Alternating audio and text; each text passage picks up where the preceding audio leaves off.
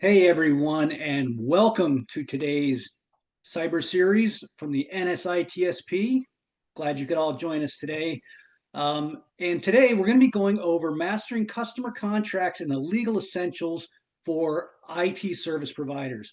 We're joined by Morvarid Salapur with Salapur Legal. She's going to go through how you want to make sure that your contract stack is in line with what the business needs today. So, but before we start, I wanted to get started with a couple things about the cyber series itself. So, we've been doing this for about 9 months now, and today, again, we're talking about the legal aspects of the IT industry. But we've got a special presentation coming up in a couple of weeks. T minus 30 days, CMMC is really here. So I'm going to be presenting this one along with Chris Barber, one of our board members here. We're going to be doing a back and forth on what that really means. If you're in the MSP industry or the IT services provider industry, you've got people in the defense industrial base. This affects you. We're gonna go over what the latest thing is. The final rule is coming down. We're down to 30 days when it's really going to hit the streets. We're also going over what potential changes are coming down the pike with the HIPAA rule. There's a proposed HIPAA rule. Mike Semmel will be joining us again to go over that. What's new, what we need to be prepared for.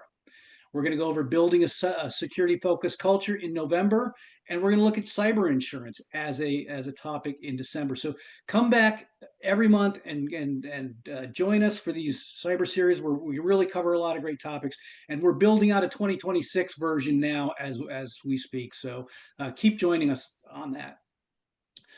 Few logistics here. Please put your questions in the Q&A window. We're going to be using the chat during this session. So please, as we go through the presentation, you're going to be asked questions. Please provide feedback in the chat. Use Q&A for actual questions that you want answered at the end. And today's webinar is being recorded. It'll be available on nsitsp.org, our website, and it'll be available to all NSITSP members. So a few more things about NSITSP. Why would you join NSITSP? Well, we're trying to be an advocate for the IT service provider industry. We want to make sure that if there are any legal things coming down the pike, like regulations or safe harbor laws like that, we want to be at the table and be an advocate for you. We want to be your voice. We also want to promote professionalism within the MSP industry. We want to make sure that we are really adhering to good business ethics, that we're really keeping our practices up to snuff with what they need to be in today's cybersecurity environment. And as always, the more perceived value, you're going to get higher rates. So if you can present yourself as a more professional organization, you're going to command higher rates. And finally, we're going to offer you a community of experts and webinars and blogs like you're on right now that you can basically pose questions to, make relationships with others within the industry, and really get involved. So please take a look at nsitsp.org and join if you're not already a member. It's really a great resource. All right, with that, I'm going to introduce our speaker, Morvarid. And Morvarid Salapur is a managing attorney for Salapur Legal, a law firm providing high-touch legal counsel and business strategy for companies in the technology and technology services sector, including MSPs, SaaS providers, and IT-driven businesses. She advises clients on contract negotiations, structuring product and service launches, intellectual property licensing and protection, open source issues, data privacy and security, and mergers and acquisitions. A graduate of UCLA and UCLA Law School, Ms. Salapur has represented clients nationwide and a recognized leader is in the business communities. She is past president of the Santa Monica Bar Association, a board member of the career chair of the UCLA Alumni West Side Bruins Network, and frequent speaker and writer on technology, business, law, and law topics. In 2024, she and Salapur Legal were honored as a top 10 100 Bruin businesses by UCLA. So with that, I'm going to hand it over to Morvarid to basically take this away. So Morvarid, let me stop sharing my screen.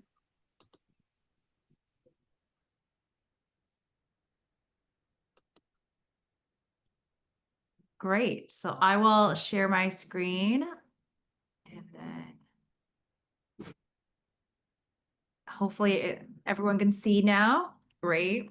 Right Well, there. great. Thank you, Mark. Well, thanks for the introduction, Mark, and thank you for having me today. I'm honored to be able to join you. Today, we're going to be talking about mastering customer contracts and some of the legal essentials IT service providers should be considering around their contracting strategy. Please note, everything we're talking about in the presentation today is solely educational, and it's here to give you general information and a general understanding, and it's not providing specific legal advice. As Mark shared, I work with small and mid-sized businesses in the tech and tech services space and help with contracts, data privacy, intellectual property, and mergers and acquisitions. If you would like to contact me or connect with me, you can use my website, my email, or my LinkedIn. So, why are customer agreements so important in operations of a business, particularly making sure they are well drafted? There are several important considerations. One is it really protects the business interests of the company. You want to make sure you're on the same page with your customers around the scope of what the services being provided are. Having ambiguity around this allows it for very easily for there to be scope creep, for additional work to be expected potentially by customers without additional compensation. So that's something that you want to make sure everyone's on the same page from day one. It also helps mitigate risks that are associated with your operations and the legal exposure. So, making sure you have well thought out and negotiated terms around things like liabilities, data privacy, indemnities, that all make sure that the deal exposure makes sense in terms of the upside, that it's balanced, and that you're protected against excessive or burdensome or unexpected losses. Additionally, having clear and well-drafted agreement helps build those client relationships. If everyone's kind of on the same page from day one and has a same understanding, that builds trust and allows for long-term relationships with that client. You also see increased business value from having well-drafted customer contracts. Sometimes business owners don't realize that these agreements are all part of the value of the company. And when you are looking to potentially get merged or acquired, these will be reviewed. And having strong agreements with appropriate terms that limit liability and have appropriate revenue tied to them, those increase your valuation at acquisition and merger, as well as make the whole process streamlined when you go through due diligence. So what we're going to talk about some of the core components of these customer contracts. And so some of the really key areas are services description, payment terms, termination clauses, data and privacy and security, limitation of liability, and indemnification. So services description is very important because it allows a business to outline all the services that are being provided and provide specifically what a client will receive. It's also important to clarify if there's certain services that will not be included to prevent, again, scope creep. Uh, this will allow parties to avoid misunderstandings and ensures everyone is kind of on the same page about what is being delivered and expected. Often I find that a lot of times businesses don't have clear terms set forward around this. There are a lot of assumptions that are being made.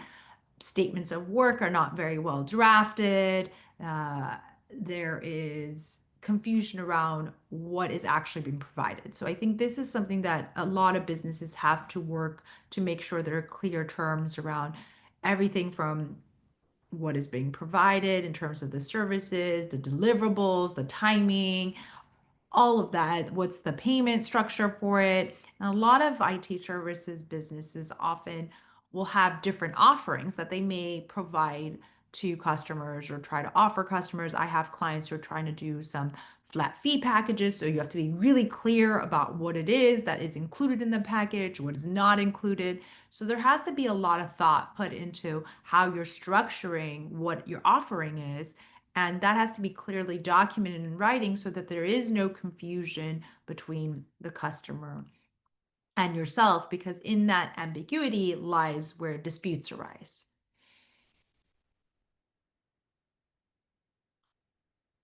Oops.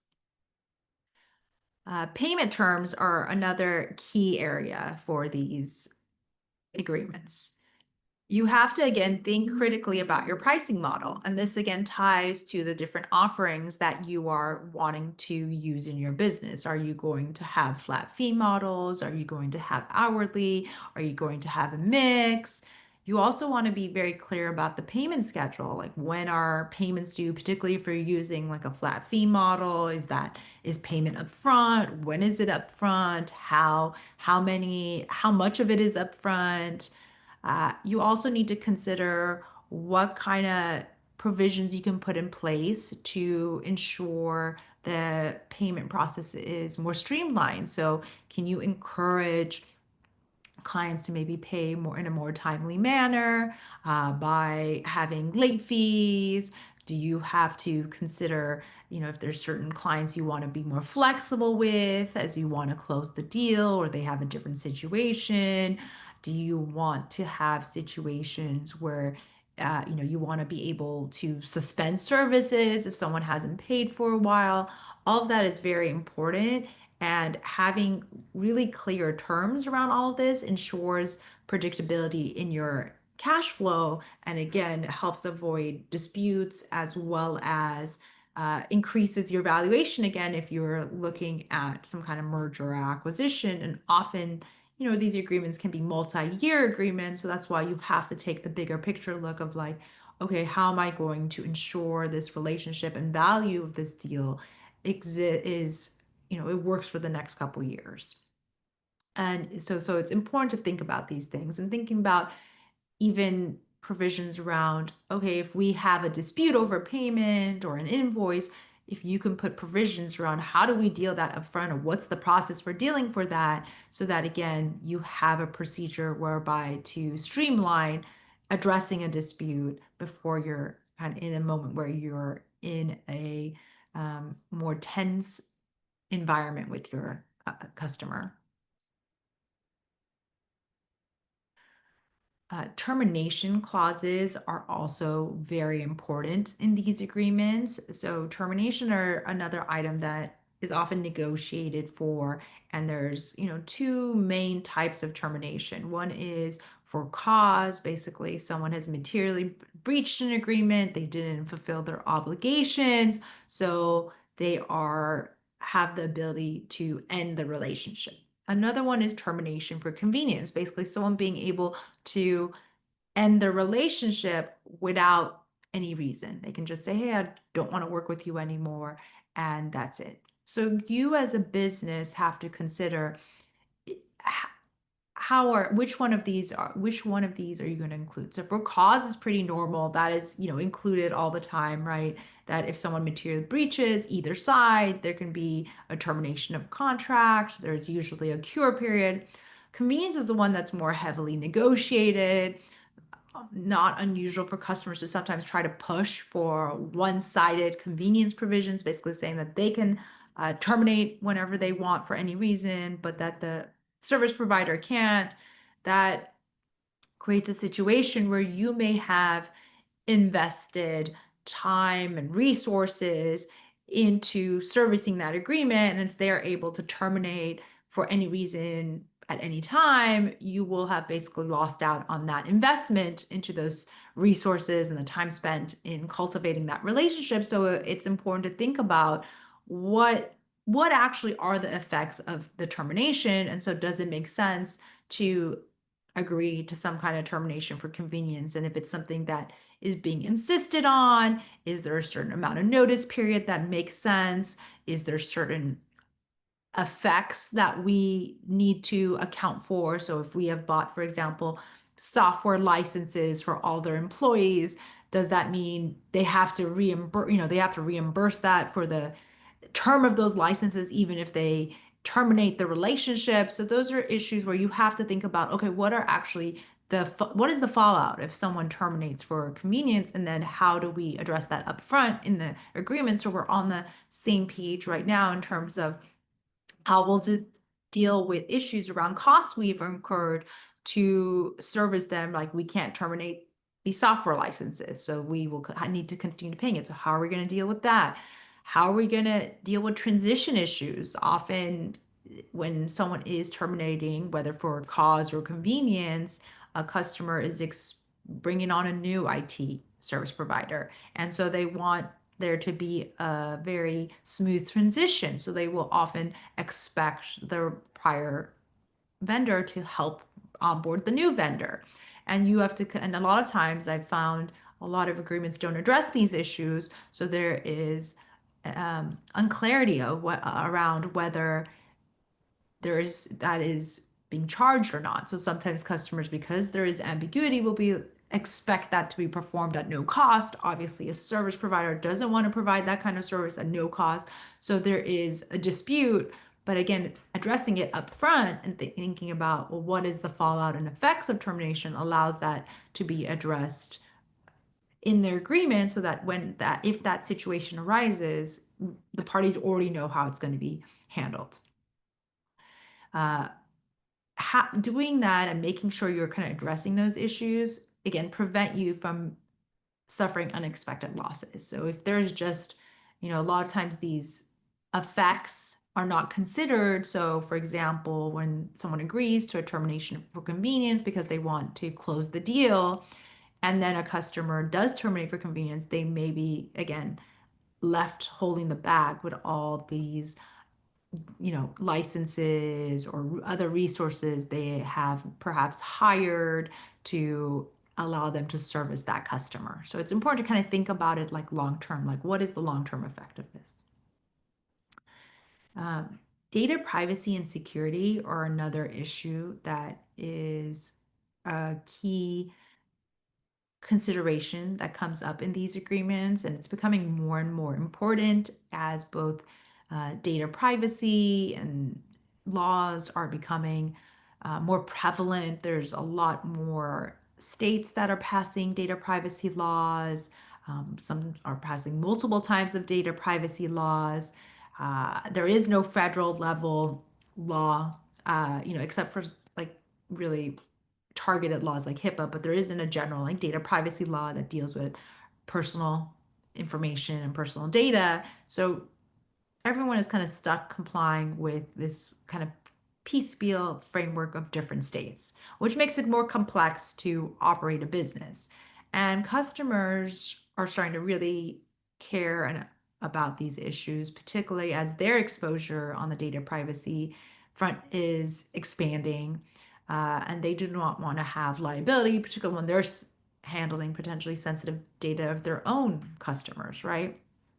So as a IT service provider, you have to think critically about how data privacy and security are really tying into the scope of services. So is the services you're performing, are you actually like handling personal data or personal health information? Is there some kind of sensitive data that you're actually handling? How much of it are you handling? Are you going to go so far as to, in addition to just handling that in your normal course of, IT support, are you actually going to go to the next level of providing cybersecurity services, right? So you're actually helping the customer like institute data privacy and security protocols and procedures and all of that. And there's obviously additional risk associated with that. So you have to kind of consider what service do I want to provide as part of my IT services? Am I going to go down the route of providing that?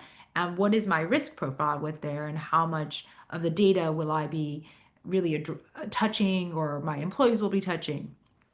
And something to be like addressed upfront and not to be ignored. Like sometimes agreements don't even have these provisions, but customers are asking for this more and more. And particularly if you're providing services around cybersecurity and data privacy, you have to be addressing this up front, right? You have to clearly address what it is your obligations are around this, what are the compliance issues around the customer data. You also have to be thinking about this outside of the focus of just your relationship with your customer. You're gonna, a lot of businesses use vendors, they use subcontractors to operate their business. And those obligations around data privacy and security have to also be tied into your relationship with your vendors. So you have to make sure your agreements with your vendors are also very strongly drafted around these issues to ensure that if there is an issue in that chain of data, if, like, for example, a vendor or a subcontractor has a data breach or some other issue around data security, that you have, they're on the hook, they are liable, and that they, have the appropriate insurance in place to be able to address that, right? Instead of having you have to be liable for all of the things that may go wrong without any kind of recovery from your own vendors. Failing to kind of address this issue can really lead to large liabilities and reputational damage as well that can make a business basically go out of business. As you may be, aware, like, once a data breach happens, there are lots of obligations around notification. There are payments that may have to be made out. The severity may depend on what, depends on what actually happened, but it's a real exposure. So you as a business have to be thinking about, how can I make sure I'm negotiating a fair provision around data privacy and security with my customers that makes them feel comfortable, but also I'm not agreeing to too much around, for example, you know, am I going to, cover, reimburse for the actual cost the customer had for, like, notifications? Like, I'm willing to offer, 1 year of credit monitoring, but that's it. So kind of considering what is really kind of upfront addressing what it is that you will cover if there is an issue versus what it is that, leaving it ambiguous will just allow them to come after you after everything, right? So it's kind of negotiating those items up front and making sure you have insurance in place as well, right? So that the insurance can really help protect you if there is, like, a data privacy breach. So since we can't do breakouts, why don't we share in the chat how some of you are currently addressing kind of the data privacy security considerations with your customers and clients right now?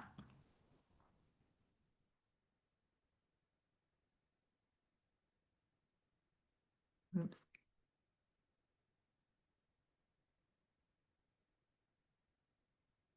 So I don't know if I have to, like, mm,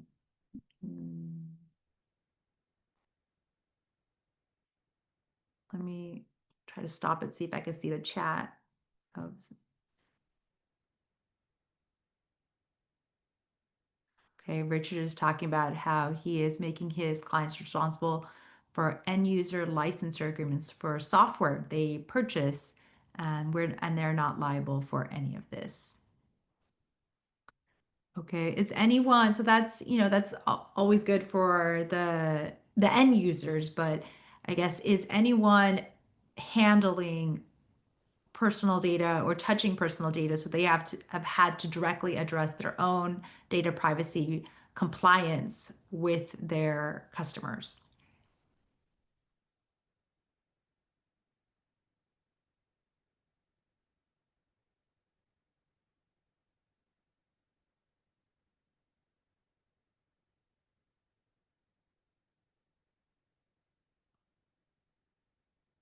Okay, I don't see anything in the chat.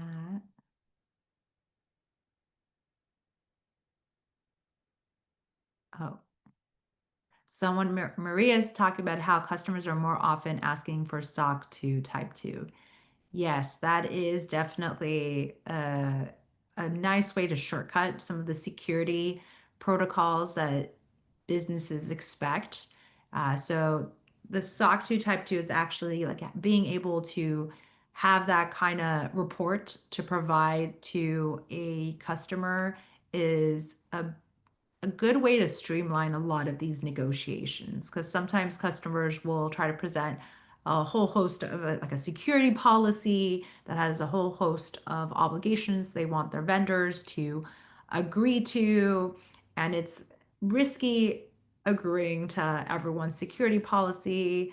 I'm sure, most businesses negotiate, but when they agree to separate security policies for everyone, there can be a lot of inconsistency. So it's easy to breach, but where you are able to just tell people, here's our SOC 2 report, we're compliant with that, that creates consistency. It kind of allows you to be, hey, we don't need to go through your security policy, here's the report. Streamlines negotiations and allows you to be consistent among customers and worry less about breaching one particular customer's um, security policy.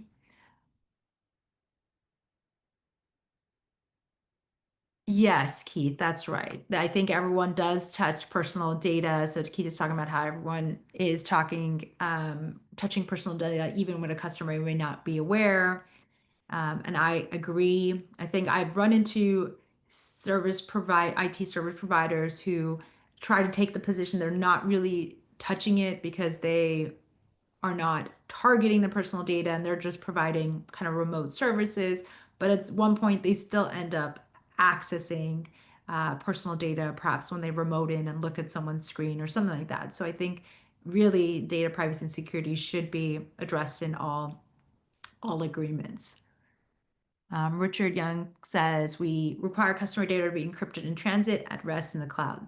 That is a good process to have in place to ensure security.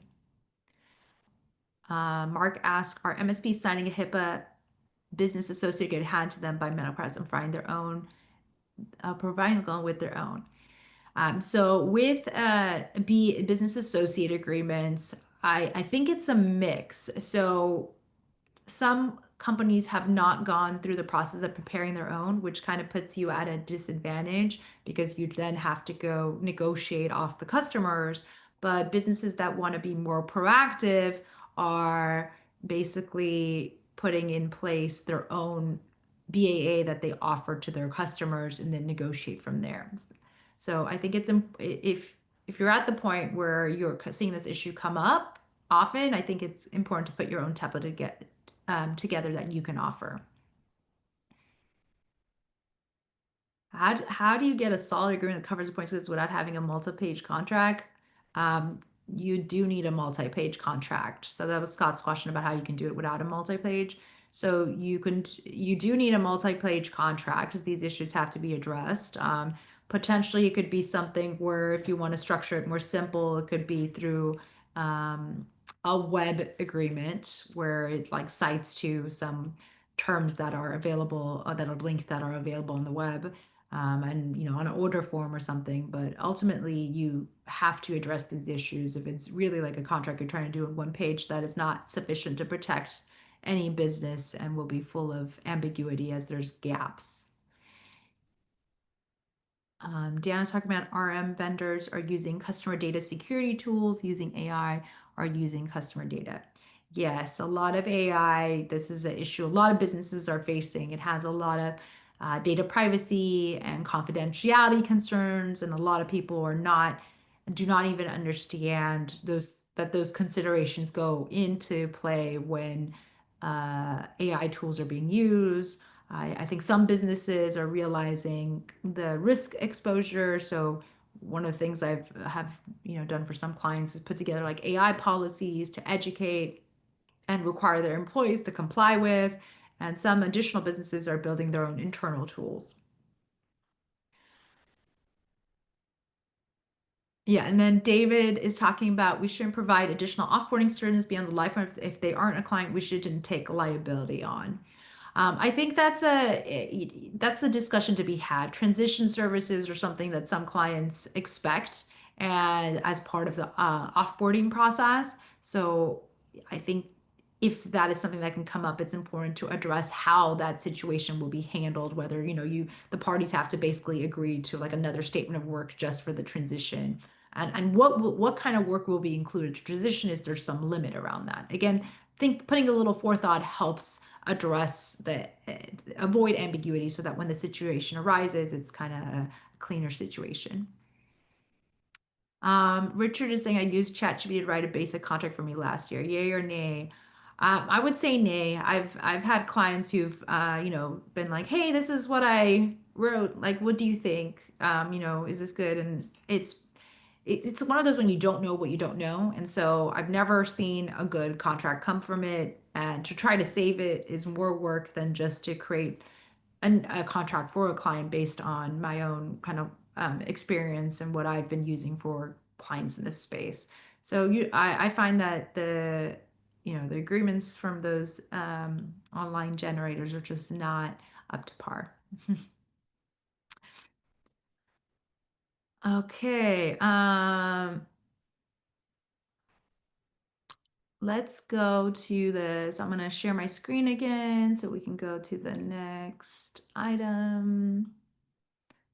Okay. Or oops, I guess start from the beginning. All right, limitation of liability is the next issue. So liability exposures in agreements are obviously a big potential exposure area. Again, this goes to the concept of the deal has a certain value tied to it, and then there is a risk tied to it. And again, you want those things to be in line with each other. You don't want something to be, I think sometimes businesses get confused and they'll be like, oh, it's a low value deal. I don't really have to worry about like the legal terms and trying to negotiate it or understand what's in here. But like a low value doesn't mean low risk. It could be low value, but high risk. And so that's an agreement you shouldn't be agreeing to, right? So I think businesses need to kind of realize that value and risk do not tie necessarily together. And you have to be kind of proactive about trying to make those things be in line. So you have to consider about how you will limit your liability. What are the caps you're going to set on how much your legal exposure is, and what are going to be what is going to be excluded? What's going to be kind of uncapped liability? Because there's certain things that customers are going to push for and expect for it to be something that is covered regardless. For example, a lot of customers will push to have either like uncapped liability for data privacy and security breaches. And an item to consider. We're like, okay, we're not going to be able to agree to maybe uncapped, or is it, can we agree to that? Or are we going to agree to some secondary cap, right? It's not going to be our normal cap. We'll give them a higher cap on that. So there's a whole strategy to kind of consider what are the real risks with this relationship, and what can we offer to close the deal. This is another area that's very heavily negotiated between customers and vendors, and particularly sophisticated customers or larger customers are going to feel strongly about what they want to have as uncapped and what they are willing to potentially agree to as a cap. So a business has to think critically. And one of the things I think is important for businesses in this space is to have like a well-drafted customer agreement that they are ready to like present to their customers, that sets out their basically the position they want, right? And then the customer could come back and try to negotiate certain provisions, but having a good agreement that really clearly sets out your positions is the best starting point. Like a lot of customers maybe are willing to look at that agreement. Sometimes with larger customers, they may push to use their paper as a starting point, which creates more work for you because you have to be more proactive in negotiating and in turning it into an acceptable agreement. But it's always more valuable to have a well-drafted kind of agreement that sets out your positions and to be able to offer that to your customer as a starting point for negotiations when you're ready to close a deal. So liability limitations are important to consider, and particularly think about what things are acceptable carve outs. And again, this also ties into insurance. You want to make sure you have appropriate insurance in place so that if something does go wrong with like data privacy, particularly, that you are have your insurance to go after, and with your insurance, you should also be understanding of the scope of coverage. I've had situations where clients have had to make data privacy claims on their insurance providers, but it didn't fully cover them for all the fallout. Like for example, there was a client who it covered the breach notification issues, like determining like whether notifications had to be sent and sending them, but it didn't cover their business disruption. So the fact that they were not able to, operate their business for some weeks because someone had, basically done it like a data breach and had taken down their, system, their online system, that portion was not covered. So it's kind of, make sure your insurance covers what you expect it to cover. Like, do you want business disruption to be covered? Then ensure that your policy has that, because not all policies have that. Another kind of key issue is indemnification. So, indemnification is the idea that if there is, for example, a lawsuit against one of the parties to the contract by a third party, by someone who's not a party to the agreement, the other party will cover the cost of that if it's an issue that arises from that other party's actions. So when you're drafting and negotiating a customer contract, it's important to think about what are the claims, like if there's a lawsuit against your customer, and from a third party relating to potentially something you did, in what situations are you covering the cost? And if there's a lawsuit against you by any of third parties from something your customer did, what are they covering? And so this is important to like, there are important indemnities that customers really care about. And so this ties again to like data breach and potentially like infringement issues. So again, for an indemnity that a lot of customers will want is if there's a data breach by you or one of your vendors or subcontractors and then the customer is sued for that data breach. They're going to want you to cover all the legal cost and all the damages that are associated with that.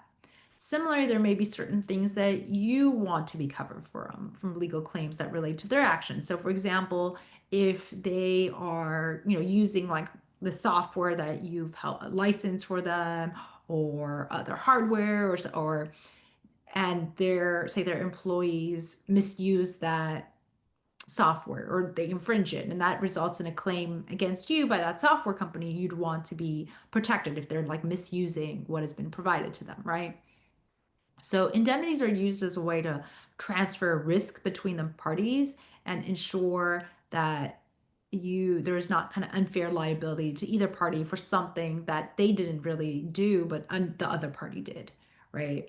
And this is another area that is very heavily negotiated in these agreements, and it's important again to kind of set forward, your position clearly in your initial agreement and have a opportunity then for the parties to like negotiate moving forward.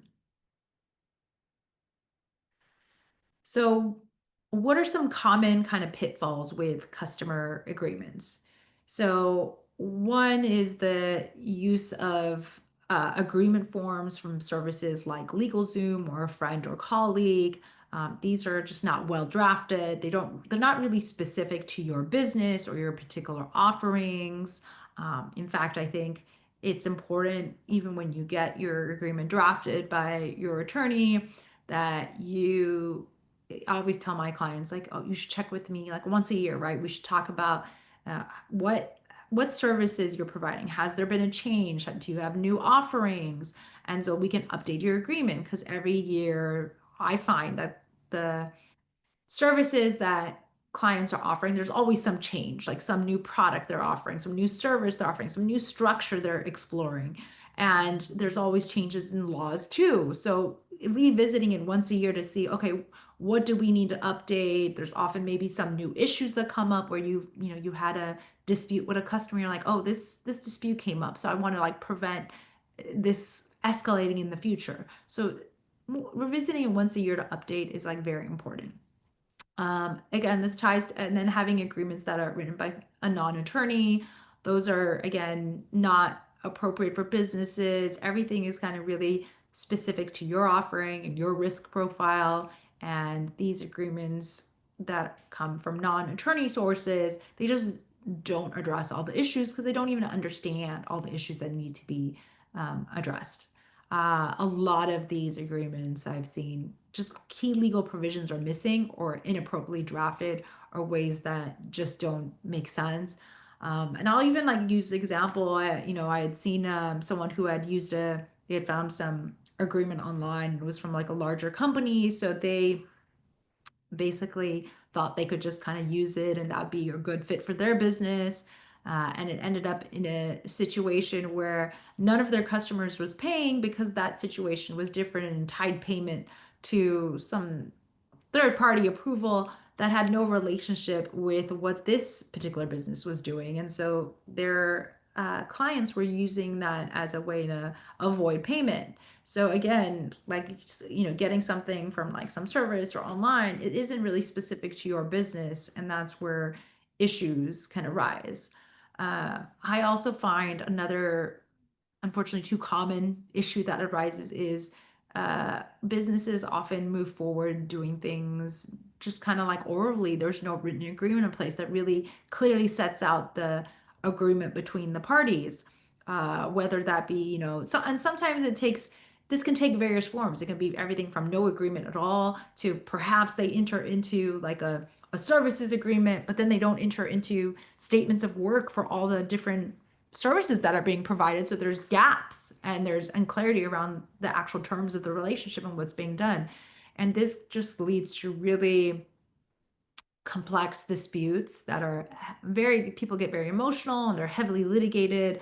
I had a situation where they'd been working together for about a decade and things were fine, but it was no written agreement. And then they ended up in a dispute at that point, and then they ended up in court and they were litigating. It was he said, she said, and they ended up settling kind of on the eve of trial after spending, hundreds of thousands of dollars in legal fees. And they could have avoided this if they, devoted a couple thousand upfront into having a good agreement in place. So it's so important to like make sure things are written in written form and are unambiguously written and well drafted. I also find there's businesses often delay attention to contracts. Like sometimes they'll just be like, "Oh, I'll deal with it later," or I'm just going to use this agreement I found online, or I tried to draft myself, and I'll deal with it later. But that again that's not how you build a business that's growing and sustainable and like kind of continues just to get to that next level. These agreements again have long-term effects. They affect the legal exposure of your business. They affect the revenue coming in. And if you are looking to continue to grow your business, if you're looking to get some kind of merger or acquisition in place, all of these agreements will be reviewed. And if you have um, bad agreements in place, that's not going to look good to a buyer or to a merger partner. And that may make the deal fall apart or result in a situation where you are being allocated a lot less value. So again, it's important to put attention to these things up front. Another situation I've seen common is that the agreement's never signed. So they'll go through the process of having this agreement, they'll send it around, but it's not, for some reason they never fully sign it. Unfortunately, I've seen that very common in good services businesses too. You need a signed agreement in place. Like just sending it around isn't sufficient. Like if not everyone signs it, that's not a fully executed legally enforceable agreement. So ensure you have a process in place that all the agreements are being fully signed. The next issue I see a lot is failure to maintain contracts and business records. A lot of times there's an issue that comes up or a dispute, and I'll ask a client, where is your contract with that party? And they won't know. They just won't know. They'll be like, oh, I have to go find it. And they'll try to go find it in their record. So you need to have a clear way that you're organizing this. It shouldn't be something where like, oh, I don't know where it is. I have to go find it. There's one business who told me that their CEO, president, after he signed a contract, he would just delete it and the email. Like that is not good, right? Like it's not helpful to you if you just delete it. You got to sign it and keep it somewhere where it's easily accessible so that you can rely on it when needed. Another issue I've found a lot of businesses have is a failure to have a contracting process and procedure in place. So there is no real guidance or playbook that they are putting in place for their personnel who are closing agreements, for like if they have sales personnel, they're not really providing guidance or playbooks to them. And this results often in situations where these personnel sometimes enter into deals that are not acceptable because they haven't been trained and made clear to them that, for example, while they can negotiate XYZ terms, they don't have authority to, agree to some non-standard thing around limitation of liability or take on some indemnities that are not acceptable, and that has to be kind of escalated to the executives, or a certain executive that has to be willing to agree to a change there. So there has to be, if you're bringing on like other personnel who are making sales for you, you have to make sure you're training them around what is acceptable, like what authority they have, and when a deal has to be escalated to executives for decision making. Additionally, even if it's yourself who are negotiating these deals, it's one thing to helpful for yourself is even to start to think about what are issues that I'm negotiating, repeatedly with customers, so that I can create a playbook for myself around what are my standard kind of responses I'm going to offer, or my compromises that I'm going to offer. That's something I'll help clients do, is kind of create those playbooks to educate their teams about what are standard compromises or steps that we can take to try to close a deal. We talked about how failure to update contracts is a key issue because, again, I run into businesses, some who are like, oh, we haven't updated our agreement in like 10 years. Well, that's a big issue. In 10 years, I am 100% certain the your offerings have changed. There's new issues that have come in, particularly in the technology space, and the laws have changed. So you do need to make sure you're updating your agreements to actually retain the protection of having an agreement in place, like making sure everything that can come that is a potential issue is being addressed. The other kind of issue I have found sometimes businesses make is cutting out the attorney from key parts of the deal negotiation and papering.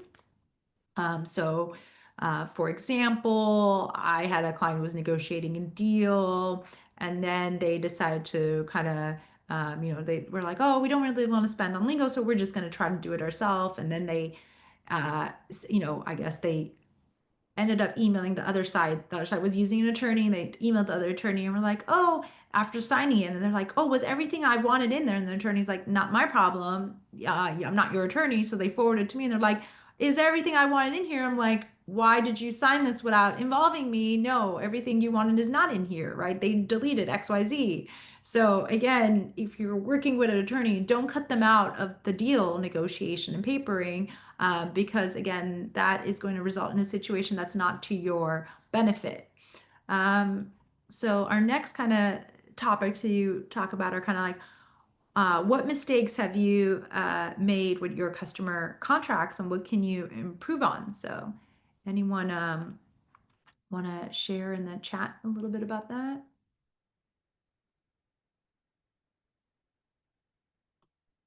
Let's see.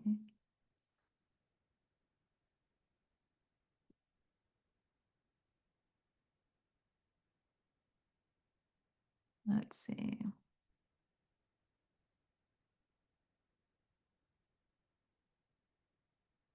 Okay, Mark is saying, how do you handle legacy contracts in a field that don't match your current contract?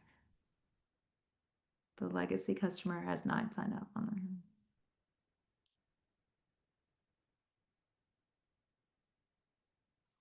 Well, I think if you have no contract, you need to, or have a contract that is old, you do need to approach that conversation, right? Of updating it. I'm sure most agreements have, a time where it's being terminated or renewed, and that's a good time to approach that conversation of, we need to, renegotiate or have this. We need to, and if you have no written agreement, like, then that's a good time at any time to be like, we need to get something in place in writing. So it sounds like some of the mistakes people have made is having no agreements in place, and not updating their agreements with customers. Any other kind of mistakes people have made?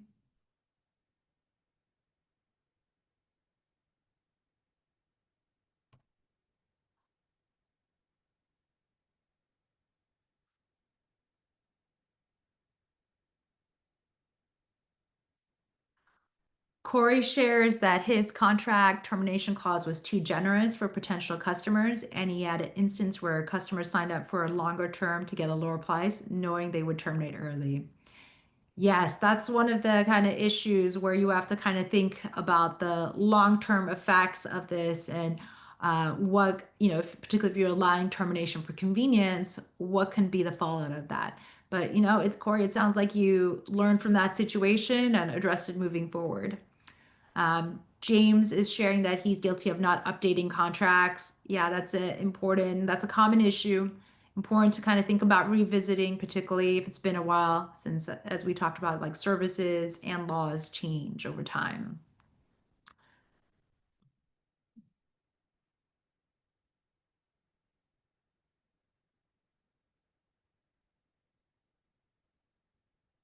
Okay, let's see. Anything else?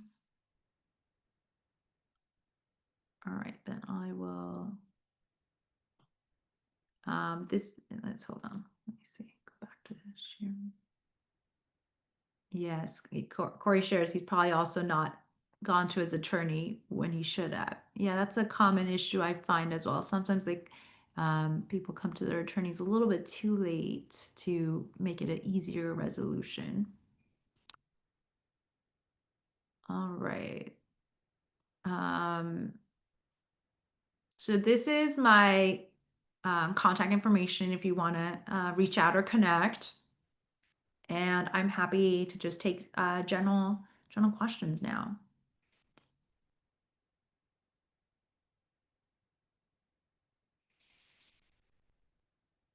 All right, so we do have one in the question and answer that didn't get addressed. I'm preparing to offload a client office. So what should I have? What should I have him sign in the offboarding process to remove any liability for my MSP? Again, we can't give specific legal advice. This is like really educational, so general situation. So I think that is a situation, I would review the agreement with your attorney, talk about the specific issues that are going on, and then consider if there has to be, whether that can be covered under the existing agreement or there's a new agreement that needs to be put in place to basically talk about the transition because it wasn't addressed in the existing agreement. All right. I think that's all the questions that we have so far. Let me just double check, make sure.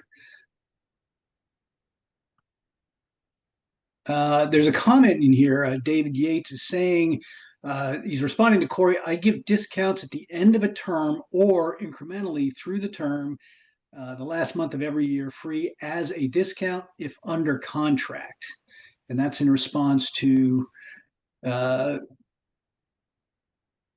guilty of not including our attorney when we should have. I consider the costs of those mistakes to be educational expenses.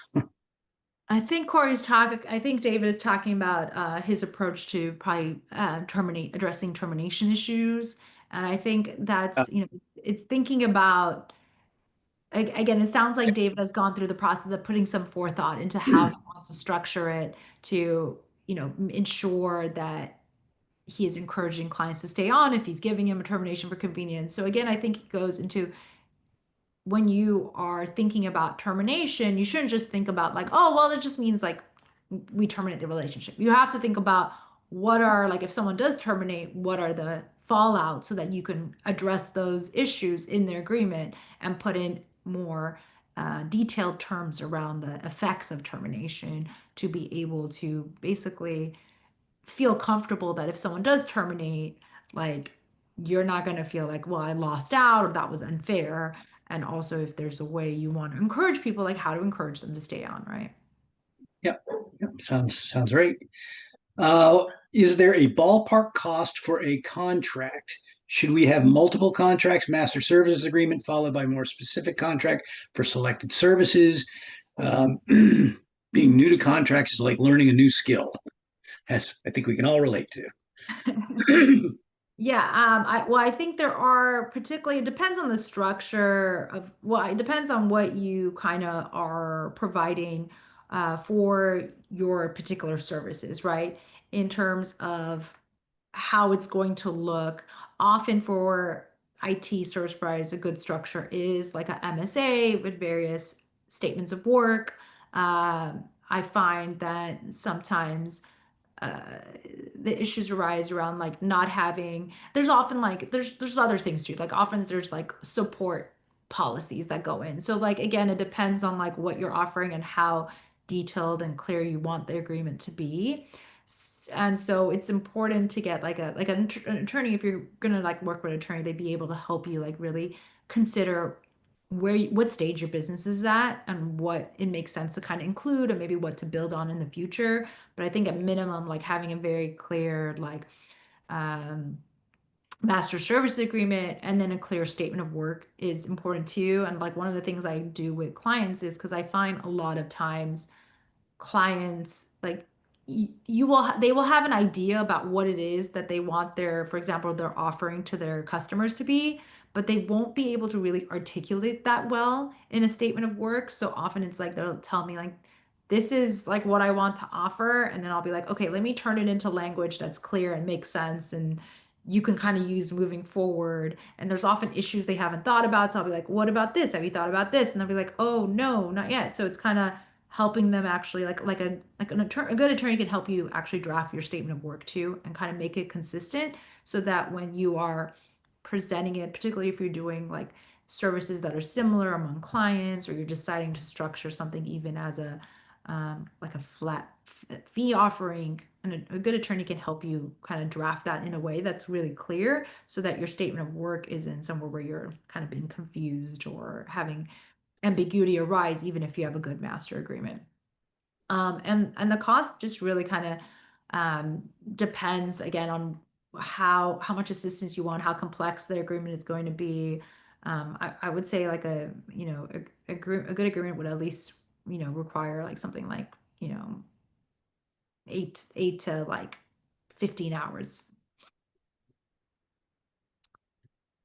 All Yes, right. I agree with Corey. Yes, exactly. It's finding a person who you really kind of get along with and like one of their approaches. So I will say one thing when finding an attorney that is important is for small and mid-sized businesses, it's really important to work with um,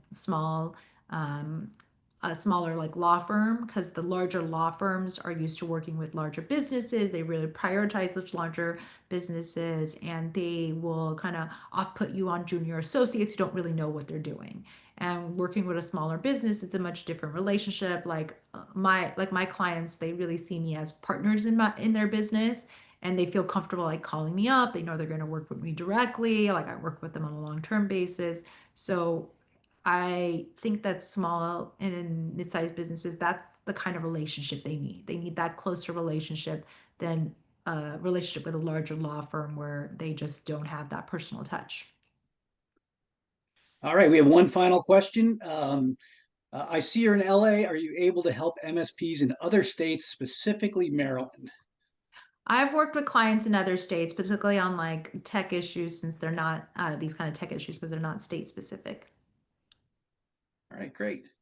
Well, I want to thank you, Marguerite. It was very educational, very, very enlightening. So, and I hope everybody else got a lot out of this. I find these cyber series are really eye openers in pretty much every month. So, again, thank you for joining us. And I've got a couple other things I just want to tell you about some upcoming events here so that you'll know, put these on your calendar.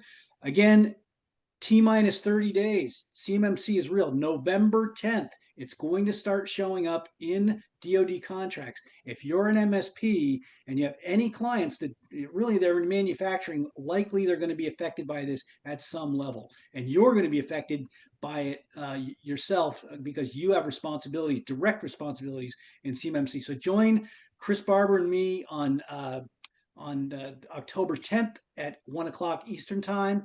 And we're going to have a lively discussion about what that really means for the defense industry and MSPs and IT service providers servicing them. And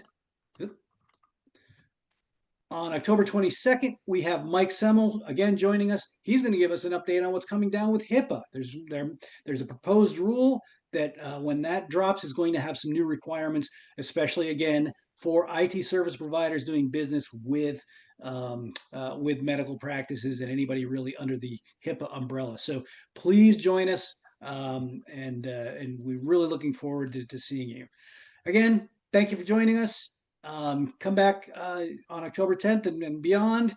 And have a great day, everyone.